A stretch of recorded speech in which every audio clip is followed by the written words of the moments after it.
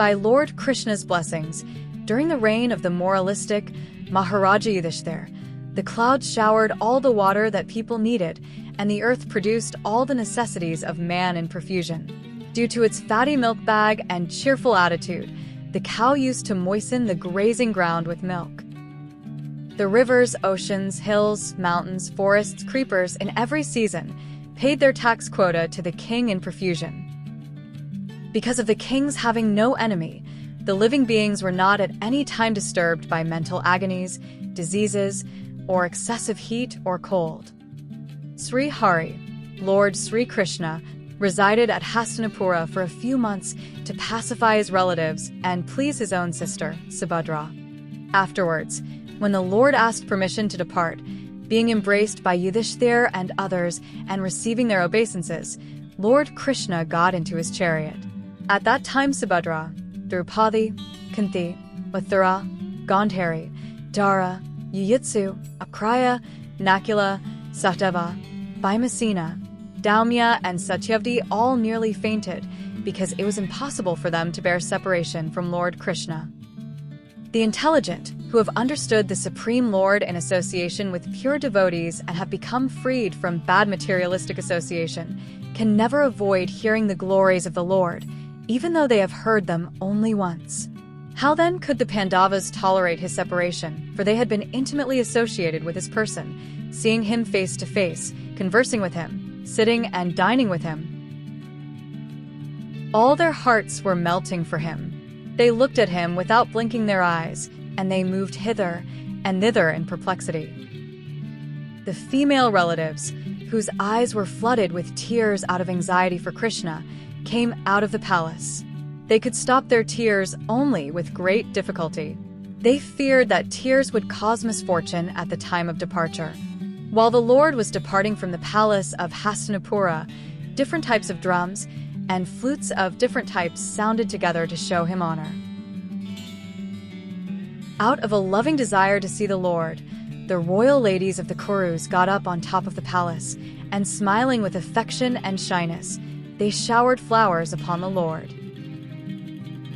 At that time Arjuna, the great warrior and conqueror of sleep, who is the intimate friend of the most beloved Supreme Lord, took up an umbrella which had a handle of jewels and was embroidered with lace and pearls. Adhava and Satyaki began to fan the Lord with decorated fans, and the Lord, as the master of Madhu, seated on scattered flowers, commanded them along the road. Absorbed in the thought of the transcendental qualities of the Lord, who is sung in select poetry, the ladies on the roofs of all the houses of Hastinapur began to talk of him. This talk was more attractive than the hymns of the Vedas. They said, "Here he is, the original personality of Godhead as we definitely remember him. He alone existed before the manifested creation of the modes of nature, and in him only, because he is the Supreme Lord, all living beings merge as if sleeping at night, their energy suspended." The personality of Godhead, again desiring to give names and forms to his parts and parcels, the living entities, place them under the guidance of material nature. By his own potency, material nature is empowered to recreate. Here is the same Supreme Personality of Godhead whose transcendental form is experienced by the great devotees who are completely cleansed of material consciousness by dint of rigid devotional service and full control of life and the senses. And that is the only way to purify existence. Oh, dear friends, here is that very personality of Godhead whose attractive and confidential pastimes are described in the confidential parts of Vedic literature by his great devotees. It is he only who creates, maintains and annihilates the material world, and yet remains unaffected. Whenever there are kings and administrators living like animals in the lowest modes of existence, the Lord in his transcendental form manifests his supreme power, the truth positive, shows special mercy to the faithful, performs wonderful activities and manifests various transcendental forms as is necessary in different periods and ages. Oh, how supremely glorified is the dynasty of King Yadu, and how virtuous is the land of Mathura, where the supreme leader of all living beings, the husband of the goddess of fortune, has taken his birth and wandered in his childhood. Undoubtedly, it is wonderful that Dvaraka has defeated the glories of the heavenly planets and has enhanced the celebrity of the earth. The inhabitants of Dvaraka are always seeing the soul of all living beings Krishna in his loving feature. He glances at them and favors them with sweet smiles.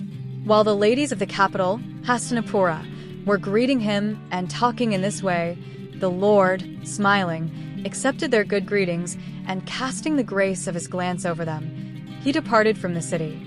Maharaja Yudhishthir, although no one's enemy, engaged 4 divisions of defense, horse, elephant, chariot, and army, to accompany Lord Krishna, the enemy of the Asura's demons. The Maharaja did this out of affection for the Lord. Out of profound affection for Lord Krishna, the Pandavas, who were of the Kuru dynasty, accompanied him a considerable distance to see him off. They were overwhelmed with the thought of future separation. The Lord, however, persuaded them to return home, and he proceeded towards Dvaraka with his dear companions. Please stay tuned for more stories about Lord Krishna. For more information, please read the Srimad Bhagavatam translated from Sanskrit by Srila Prabhupada. Please don't forget to subscribe to this good luck channel. Lord Krishna and Radharani bless you.